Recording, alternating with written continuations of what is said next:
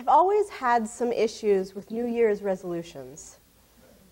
Even when I was growing up, something didn't quite sit right about it. For starters, the emphasis that most resolutions put on physical appearance is disheartening, to say the least. Lose 15 pounds, exercise more, eat better. They can be helpful, but they feel like such surface changes. And the message of most New Year's resolution is clear. Be different. Be better. It's so deeply rooted in anxiety and fear that it feels almost inevitable to be something that we let go of.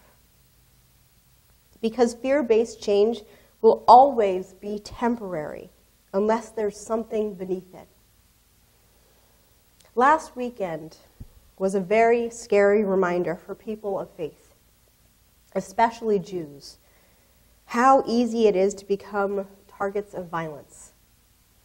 And we can be reticent to put ourselves out there because there will be people who will hate us simply for our belief that absolutely everyone has worth and the work we do to enact that out in the world. Some will throw anger at us because we refuse to have a single creed that ties us together, since we are bound in something so much deeper. And we do set ourselves up to public scrutiny by openly aligning ourselves with the marginalized over the powerful, because power will not give itself up unless forced to. It can be tempting to insulate ourselves in this wonderful, loving community, because it's easier to find fault with the practicality of justice-making work and relegate ourselves to simply being angry at the world, but safe at UUCIL. But that isn't what Unitarian Universalists are called to do. Our principles aren't just beliefs. They are embodiments to be lived. Sometimes I think that when we are trying to change ourselves in the new year, deciding to be a new self, there is an angry, hateful, and powerful voice battling with a marginalized part of ourselves that we are simply refusing to engage. That our internal struggles in many ways mirror our external struggles with anger and hatred that we see out in the world. Even as a minister who is so deeply believes in embodied justice, I'm guilty of not being willing to listen to the part of myself that wants to act and put justice first. The other day, as I was scrolling through my phone, I realized that I'm addicted to fear and despair. Reading news story after news story that deflates my hope and makes me feel truly terrified for our future. It's not healthy because it feeds the part of me that needs to be outraged, but not the part that will translate it into something more powerful and sustaining. It gives me permission to hide and seek comfort instead of engagement, instead of my true potential to make change in the world. And I began to wonder whether there's actually something for us to learn as a faith and as a society from addiction systems. Ever since I did hospital chaplaincy, I've wished that everyone would learn about the ins and outs of addiction. Mostly because I don't believe those who are addicted to substances are all that different from those of us who are lucky enough to have channeled our insecurities into other manifestations. I've always loved the Serenity Prayer. Grant me the serenity to accept the things I cannot change, the courage to change the things I can, and the wisdom to know the difference.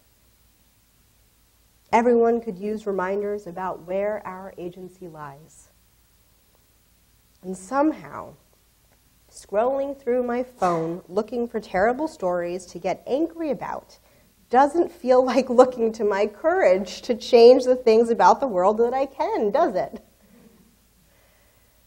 But looking at the bigger picture of oppression and hatred, I think there's something else that we can learn from addiction and recovery research, which tells us that abstaining from whatever it is you're addicted to by itself will never be enough.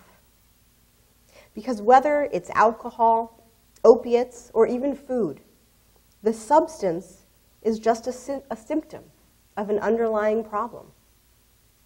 And unless a person goes deeper into their emotional self, it will simply be channeled into another unhealthy habit. My substance has always been desserts.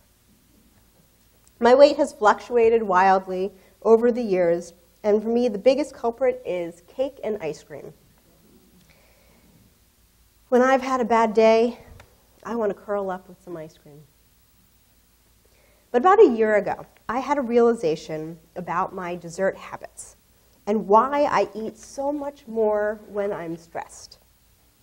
As I was putting my daughter to bed and she was throwing a tantrum that I just couldn't seem to do anything about, I noticed a strong urge to go get some ice cream.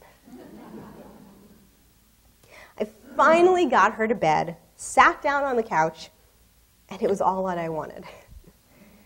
But I walked over to my husband instead and named to him that I really wanted dessert, but could tell it was an escape for something else. He helped me probe. And I wanted to digest ice cream because it was much more painful to digest the insecurity of feeling like a bad mom. But naming that also helped me to realize that just because I felt like a bad mom didn't mean that I was a bad mom. And working through the emotions of that moment with my husband, my urge for dessert started to dissipate. And that is the heart of addiction. It covers something that people don't want to engage because it's so much more painful. And in many ways, I see oppression, bigotry, and hatred within our society as addictions. Because I think there is something underneath for most people that they're avoiding. And what it means to be people of integrity is to seek what is truly underneath. Rain Dove, a non-binary model and activist, did exactly that when an angry and hateful parent messaged them. The mother's child had asked for binders for Christmas and even called Rain a pervert for simply being themselves in public. But Rain's response was inspiring. They said, "I can imagine it must feel a bit like they're rejecting you when they reject parts of their body. For you to be spending your time reaching out to me, it shows you must care a lot about their happiness and well-being." And it completely changed the timbre of their conversation. Rain ended up explaining why binders can be important, since other options like tape could do a lot of damage. Rain affirmed that the mother must have a wonderful relationship with her child in order for them to feel comfortable asking for binders. And by the end of the conversation, the hateful mom was researching the best binders, asked if Rain would support her in the future, and signed XX and bless you. Now, I want to be clear that I do not expect marginalized people to respond with grace when venom comes their way, nor should we. But it does show what true compassion and equity in human relations, our second principle, looks like. And how we as Unitarian Universalists can transform the fear that is so often behind anger and judgment into love A just faith balances our intellects with emotional awareness. And that is what allows us to act. This is how we live a faith of integrity. How we aren't just trying to change the surface. We're trying to integrate ourselves in order to be truly authentic and integrate our society in order to bring out the beautiful world that it can be.